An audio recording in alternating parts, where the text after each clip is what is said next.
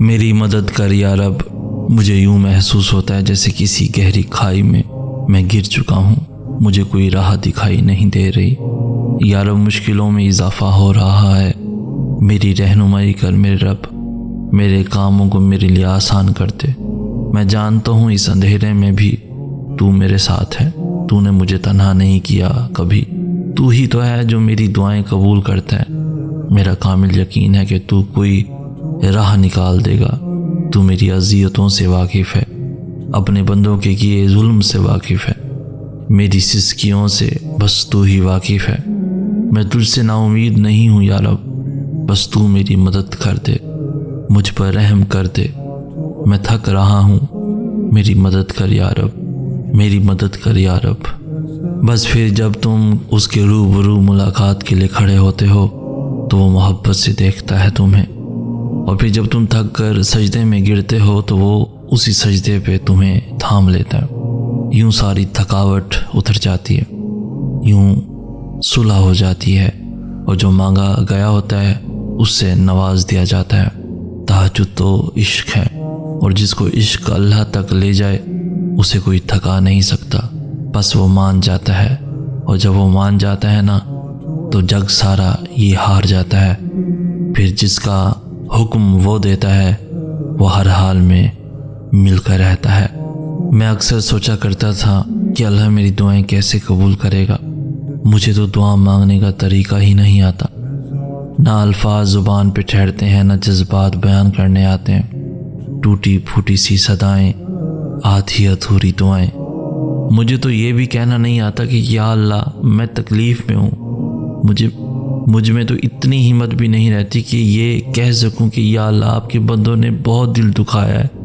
یہ ذرا ذرا بہتی ہوئی آنکھیں اور یہ کپ کپ آتی ہوئی زبان تو کبھی کبھار اتنا بھی موقع نہیں دیتی کہ کچھ مانگ سکوں، مگر پھر بھی اللہ ہر دعا سن لیتا ہے۔ وہ ان کہے الفاظ جو میں کہتا نہیں وہ سمجھ لیتا ہے، میری کپ کپ آتی ہوئی زبان کا دکھ وہ جان لیتا ہے۔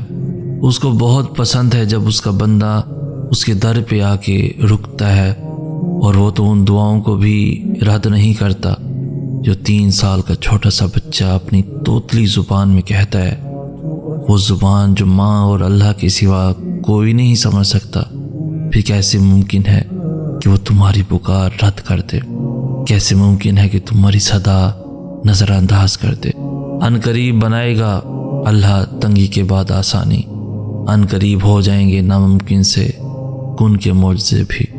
تھک جاؤں گا لیکن پھر بھی تیرا ہی در کھٹکھٹاؤں گا، تو بھی ناراض ہو جائے گا تو بتا پھر میں کہاں جاؤں گا۔ دنیا تو نہیں رکھتی بھرم، اگر تو بھی مجھ سے منہ موڑ لے گا تو میں مر جاؤں گا۔ تیرے علاوہ بھلا میرا ہے ہی کون جس کے سامنے میں تھک ہار کر اپنی ذات ریزہ ریزہ کر جاؤں گا۔ تو بھی نہ سمیٹے گا مجھے، میں تو اپنی ذات میں ہی گھٹ گھٹ کے مر جاؤں گا۔ تیرا ہی ایک آسرا ہے مجھے، ورنہ میں بھٹکا رہ جاؤں گا۔ تو سن لے گا، دے گا مجھے میرے صبر کا صلہ، اور میں دیکھتا رہ جاؤں گا۔ تو کرے گا کوئی ایسا معجزہ، میری آسمان کو دیکھتی ترستی نگاہیں حیران رہ جائیں گی۔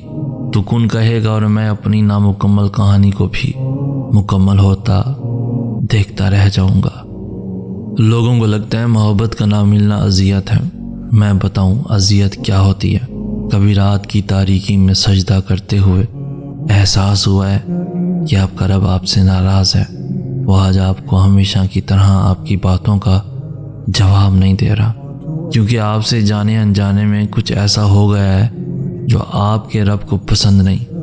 کبھی یہ اذیت محسوس ہو تو پتہ چلے کہ اذیت ہوتی کیا ہے۔ جب آپ کسی کو بجھتا دیکھیں تو اس کے سامنے اس کی خوبیاں بیان کریں، اسے بتائیں کہ وہ ایک اچھا انسان ہے، اس کے سامنے زندگی کے خوبصورت دنوں اور یادوں کا ذکر کریں تاکہ وہ پھر سے جی اٹھے۔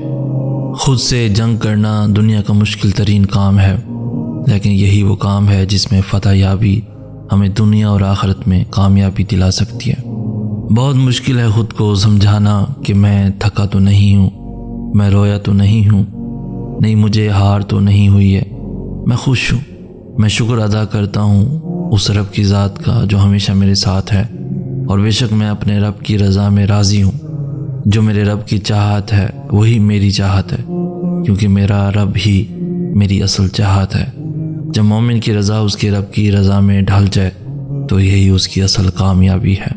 آج کل زیادہ تر لوگ کسی کے جانے، کسی کے بدل جانے، کسی کے یکدم کم وقت اور جی چرانے پر غمزدہ ہیں۔